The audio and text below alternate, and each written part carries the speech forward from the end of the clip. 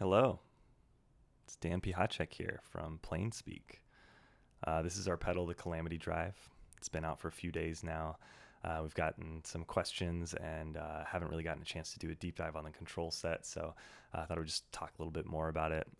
Try to make it a quick thing. We'll see how quickly I can go. First thing I wanted to talk about is a lot of people have been asking, don't you work for Old Blood Noise Endeavors? A pedal company. So what's the deal with this? Basically, this is born out of my interest in soft clipping overdrives. It was something that started at home because I was using pedals to do sort of a smooth, open, dirty channel of a clean amp sound. I was occasionally using pedals to do a kind of classic tube screamer, mid-pushed thing. I was also using pedals to do a pretty bright, gain in the high mids and highs, somewhat more aggressive, pushed clean kind of sound. And I found that a lot of these sounds were getting coaxed out of like soft clipping overdrive pedals, but I didn't understand why I couldn't find one that kind of hit in all the ways that I wanted it to with a simple control set. So I started tinkering on a breadboard. Eventually I made a prototype and I started using it with my band Planespeak as we were working on an album that it's not out yet, but we're going to be calling it Calamity.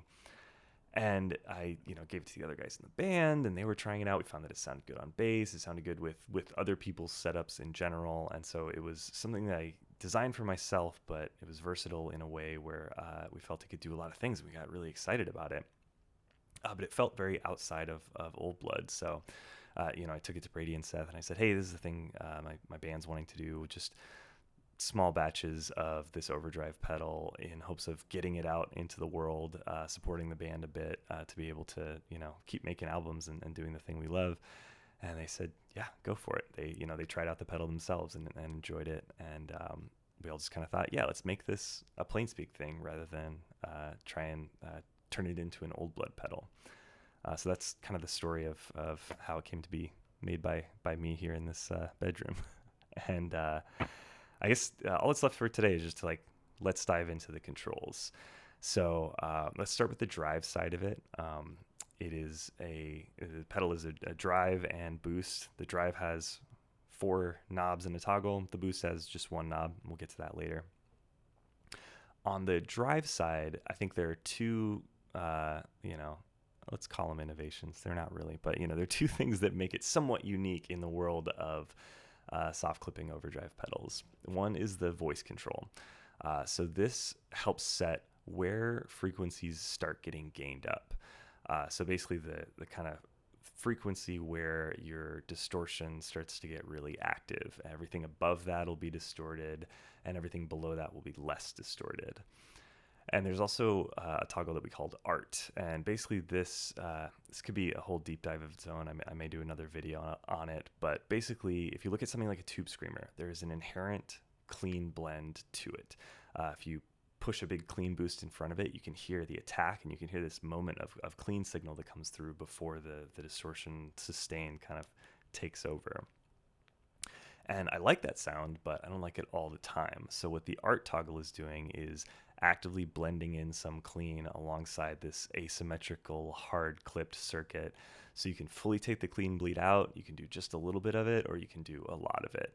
And we'll get into that in a minute, but for now, I guess to get started, let's look at that voice control. So I have the voice all the way down right now, gains up at about 1/4, tone knob is rolled back just slightly, volume's somewhat like Unity. So here's the Reverend Air Sonic running into the Mixwave Benson Chimera plugin.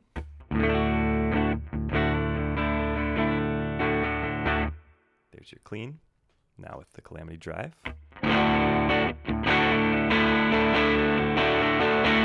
So that's that smooth, dirty channel of a clean amp sound with the voice all the way down and gain kind of low, tone almost wide open.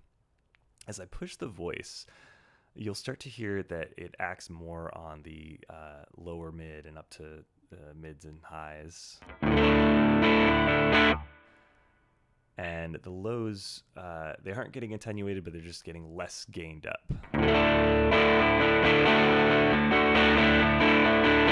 So you can start to get into that more nasally mid bump range. And then further up, almost a Klon type voicing where it's hitting that 1K. A little further up. Now we're starting to hear those highs getting pushed a little bit more. Let's just crank it.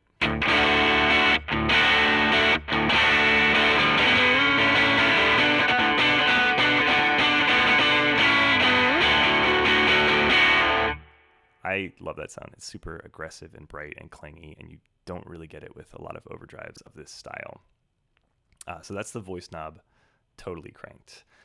Let's go ahead and turn the gain up as well while we're here, just to showcase how as you turn the gain up, it increases the gain, and it also starts to take some of the frequencies that are below that cutoff point and gains them up too, because this thing has a lot of gain on tap.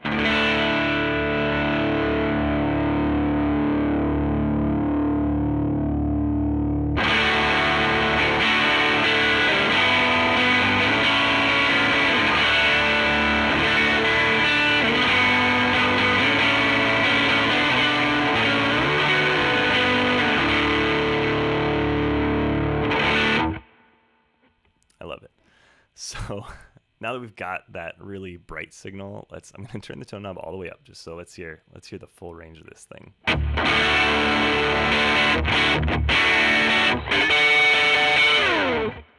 And then we'll roll it back a little bit, and this is just going to roll back some highs.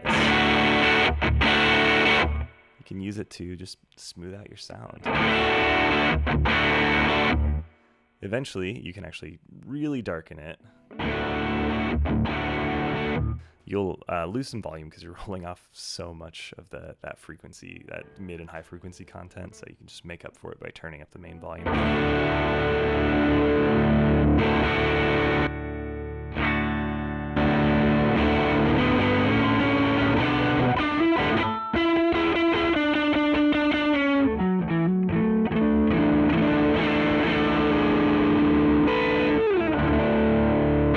So there's a lot of range in those controls. Voice helps you shape the gain. Tone helps you shape the overall high end afterward. I'm going to roll the tone back to almost wide open. Roll back a little bit just because that's kind of where I like it. We'll take the gain back, and we'll just get kind of a bright boosted sound. So.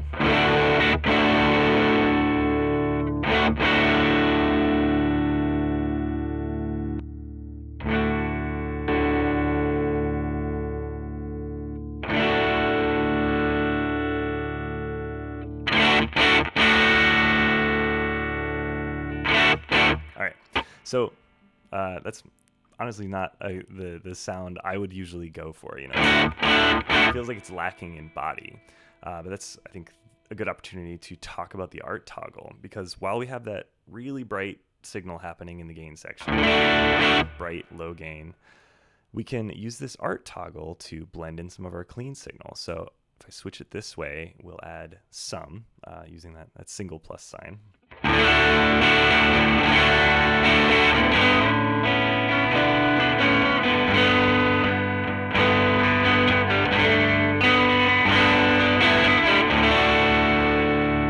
So you get a bit more of the original guitar information through alongside the gained up signal. If we flip the toggle the other direction, we'll get a lot more of that.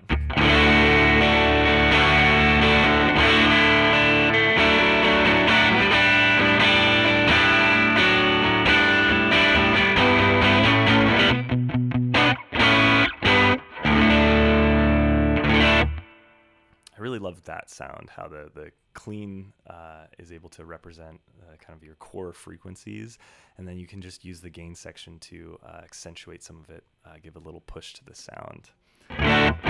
So that's the articulation toggle. I guess that's all the knobs on the drive side, and why they're there and what they do. So let's talk about Goose. So this is another question we've been getting a lot.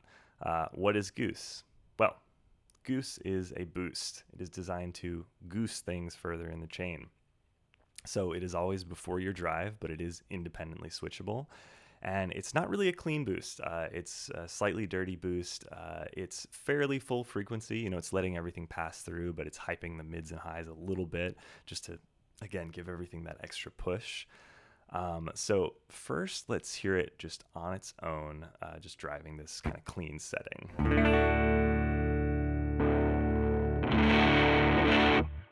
It's a little almost fuzzy with the below unity volumes. Let's turn it up a bit.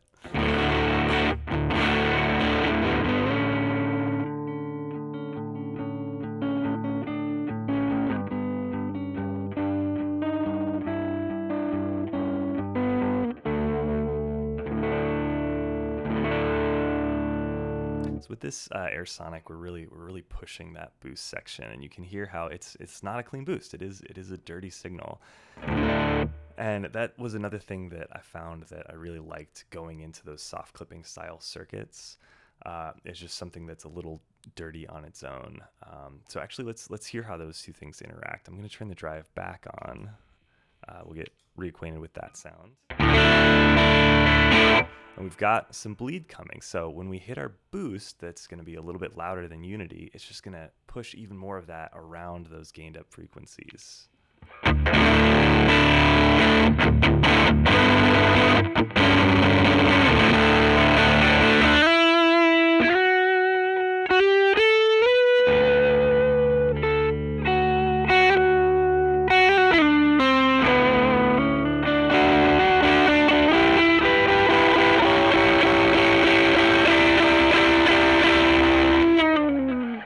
And I really love that because when you play softer notes, the gain section helps bring those up and gives them some compression and some distortion.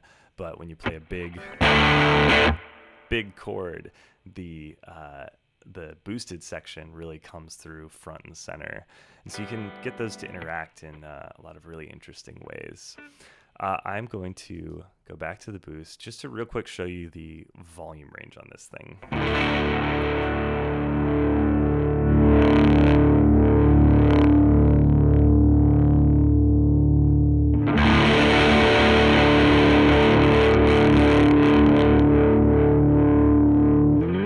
So at that point, we're distorting this amp plugin. The interface is fine, but you're just getting this.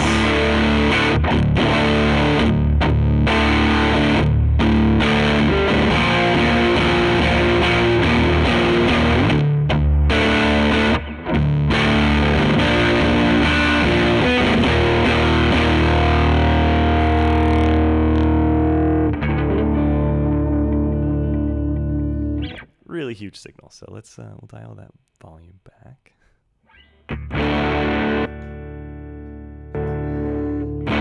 And while we're here, I'm also just going to show you how it reacts to the controls on a guitar. So if I roll my volume back just a hair,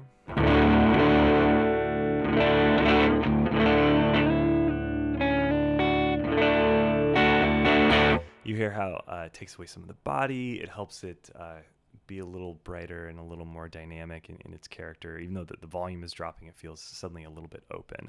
That's one of the things I love about the Goose side, is that it's this dirty boost that is also very dynamic. This guitar also has a bass contour knob, so we can specifically roll out the bass if we want to do that, which I think is a really nice sound.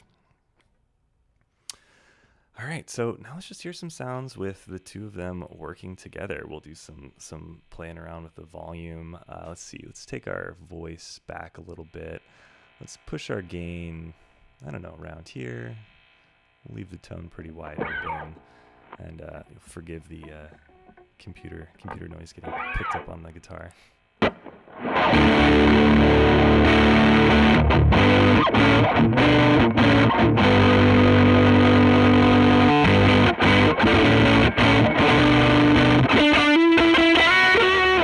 I'm going to switch the art over to the some clean bleed setting.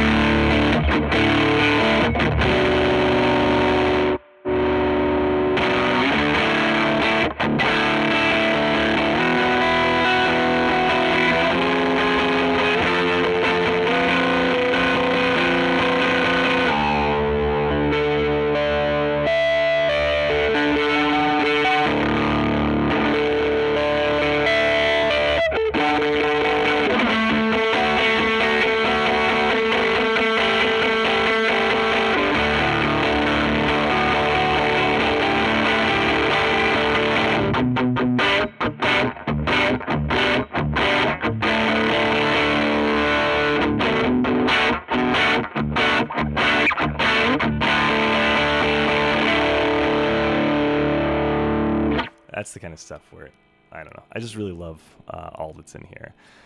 And I think I'm just going to show you one last thing. So I'm going to switch the art toggle to the middle, the 0 setting, no clean bleed happening.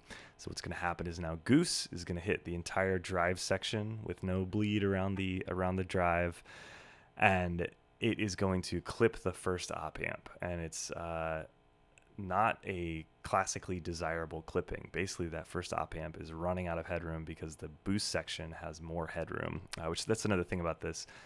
It can only run on 9 volts because internally it's boosting to up to about 16 volts and -9. So it's a really high headroom circuit. So that boost has all the headroom in the world, but the first op amp in the drive section doesn't, and we did that intentionally so that you could get it to fuzz out when you just totally slam it. So let's leave on this gnarly thing.